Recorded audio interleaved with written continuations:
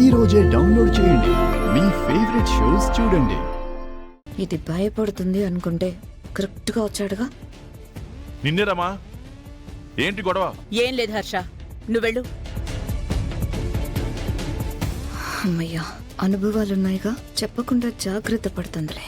గావు కేకలు పెడుతున్నావు, అడిగితే ఏం లేదంటున్నావు. చామంతి మీద కదా అరుస్తున్నావు. అవునయ్య గారు. అనుకున్నానమ్మా, వీళ్ళకి ఇంకేం పని ఉండదు కదా, పనిచేసే వాళ్ళనే డిస్టర్బ్ చేస్తూ ఉంటారు.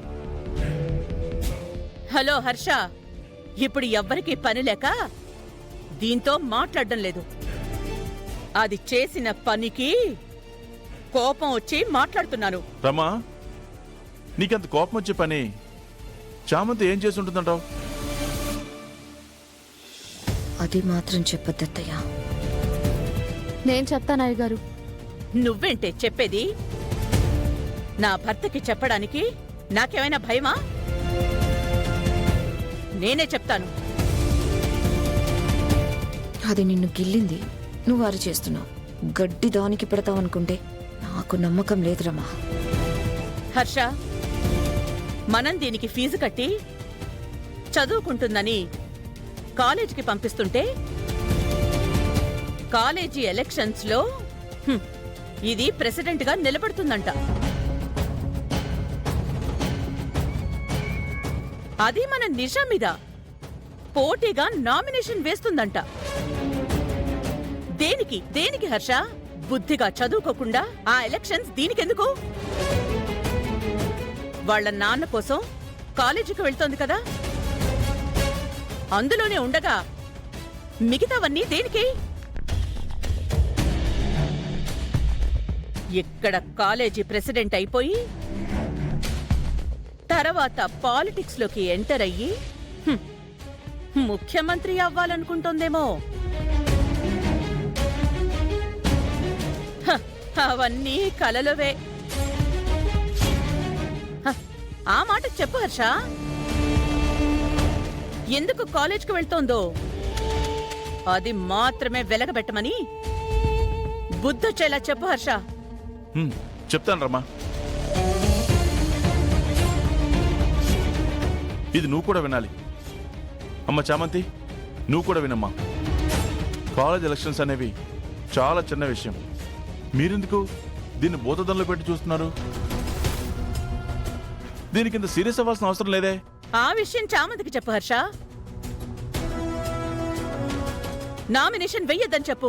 రమా, చెప్పింది నువ్వు పూర్తిగా వినవే. Just wait. కాలేజ్ ఎలక్షన్స్ అన్నాక పోటీ అనేది ఉంటుంది. ఇంట్రెస్ట్ ఉన్న వాళ్ళు నామినేషన్ వేస్తారు.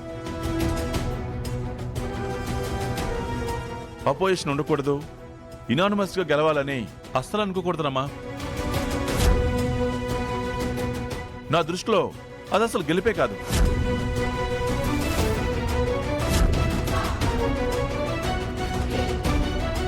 పోటీ పడి గెలిస్తేనే కదా ఆ గెలుపు మజాని ఆస్వాదించొచ్చు.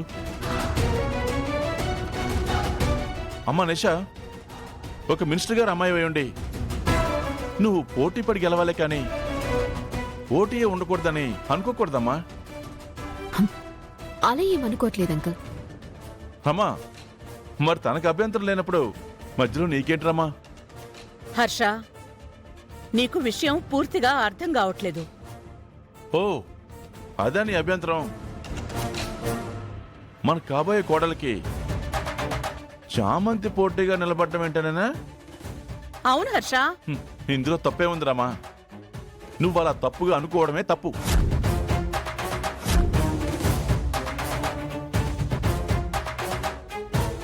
రమా, ఎవరు గెలిచినా మన వాళ్ళే కదా గెలిచేది అనుకోవాలి.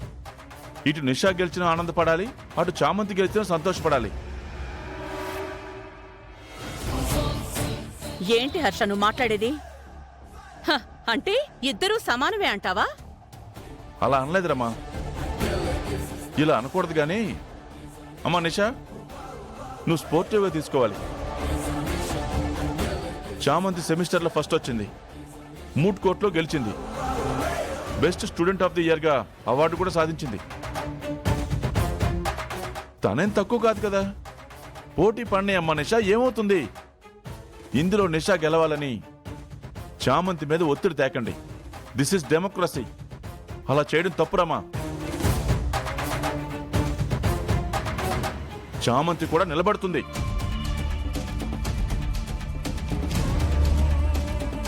అమ్మ చామంతి, నువ్వు నామినేషన్ వేయమ్మా. అలాగే అయ్యగారు.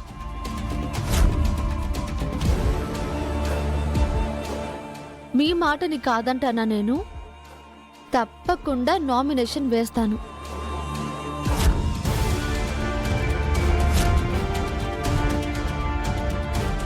రమా, ఇక దీని మీద డిస్కషన్స్ పెట్టకండి. గెలిచిన వాళ్ళ సెలబ్రేషన్స్ లో మాట్లాడుకుందాం. ఓకే? నిషా, చామంతి, మీ ఇద్దరికి గుడ్ లక్.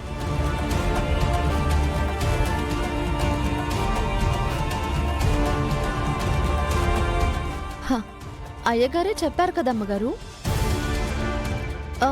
ఇంకా తప్పదమ్మగారు, నామినేషన్ వెయ్యాల్సిందే.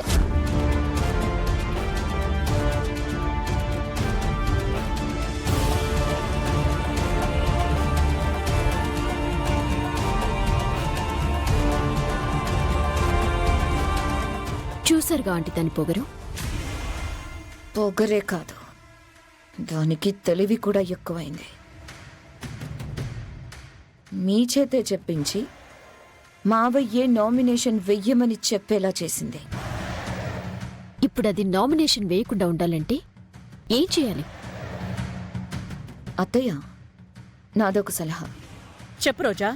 చామంతి నామినేషన్ వేయకుండా ఉండాలి అంటే, దాని పొగరు పూర్తిగా దిగాలి అంటే, దాని స్థాయి ఏంటో దానికి బాగా గుర్తు చేయాలి. రేపు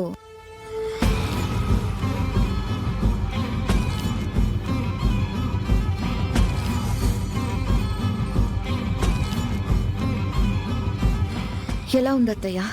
కరెక్ట్గా ఉందా? దానికి ఇదే కరెక్ట్. రేపు వెడ్డింగ్ ఫోటో షూట్ ఏర్పాటు చేద్దాం. నిషా, నువ్వేం టెన్షన్ పడకు. నిన్ను ప్రెసిడెంట్గా గెలిపించే బాధ్యత నాది.